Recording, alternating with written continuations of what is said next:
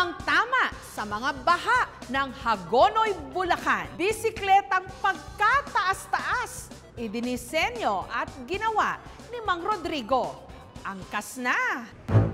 Kung marami sa atin na stress sa mga baha dulot ng pag-uulan nitong mga nakaraang araw, ang 66 anyos na si Mang Rodrigo, chill-chill lang, pabise-bisikleta. Sa bisikleta niya, 7 feet ang taas.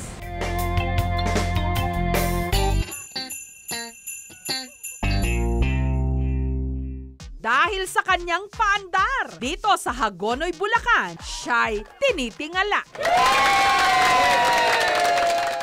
Inaabot muna ni Mang Rodrigo ang manibela at saka niya itutulak ang bike. Dalawang kamay, kanan, kaliwa, kanan, upo. Ang kanyang giant bisikleta, perfect daw sa kanilang lugar na madalas binabaha. Kaya ako tinasa ng konti para kakaiba nga. Pag nakita mo sa baha, talaga di ka lulubog. Hindi pwedeng mawala yan. Hanggang buhay ako. Mawawala yan pagka ako wala na rin. Wag na.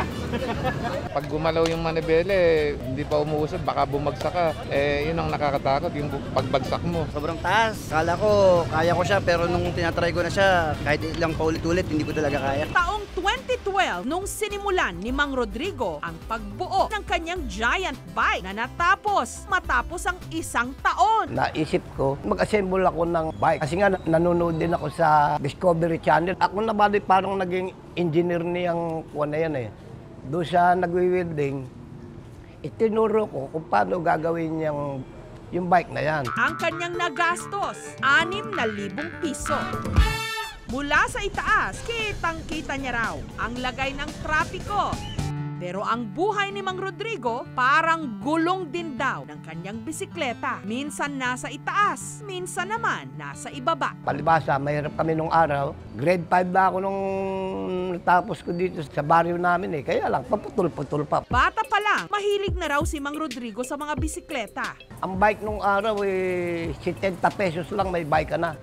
Sabi ko, balang araw magkakaroon ako ng bike na kakaiba. Naglako rin daw siya dati ng tinapay at ice cream. Katuwang ang kanya noong lumang bisikleta. Nung binatilyo pa ako, itong ginagamit ko pagtitinda ng tinapay. Ito, binibili sila sa akin itong bike nito. Ayaw ko talagang pagbili. Gawa ng memorable sa akin itong bike nito. Halos itong sumustento sa aming magkakapatid, sa magulang ko. Kaya mahal na mahal ko ito. Pero dahil sa kanyang diskarte, si Mang Rodrigo unti-unting guminhawa ang buhay. Pag ginamit ko yan, masayang-masaya na ako eh. Nawawala yung problema ko eh. Pag may init ng ulo ko sa asawa ko, nagbabike lang ako, tatanggal na yung init ng ulo ko eh. Pampalis, galit. Bike ako, pag uwi ko sa bahay, okay na. Be like Mang Rodrigo na kahit dumaan sa hirap, nagsumika para siya'y umangat.